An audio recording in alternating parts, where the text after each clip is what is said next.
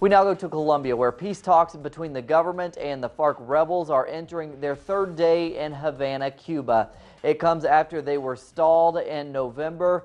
U.S. Secretary of State John Kerry will meet with Colombian President Juan Manuel Santos on Friday to discuss the peace process.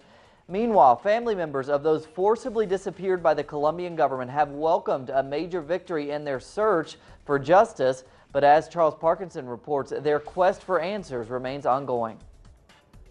At a press conference in Bogota on December 11th, family members of people forcibly disappeared by the Colombian military during the 1985 Palace of Justice siege came together to welcome a decision by the Inter-American Court for Human Rights to condemn the Colombian government. The court found evidence of torture and at least one extrajudicial killing and ordered a payout in excess of $7 million to the families. It's better to avoid this, to respond to violations directly, and not have to rely on an international decision which identifies the culprits internationally as violators of human rights. National justice systems should strengthen themselves exactly to avoid these rulings that are shameful for governments.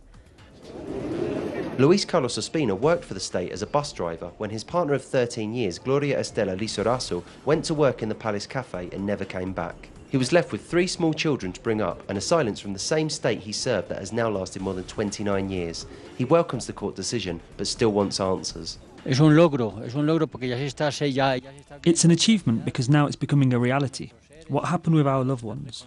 Now they are being recognised. But what we need is that they tell us where they are and what they did with them. That is what we are waiting for. For almost 3 decades, the Colombian state has remained silent on this emblematic case of forced disappearance. The question now is whether the decision of the Inter-American Court for Human Rights will force them to speak out and provide the peace of mind that the victims' families crave.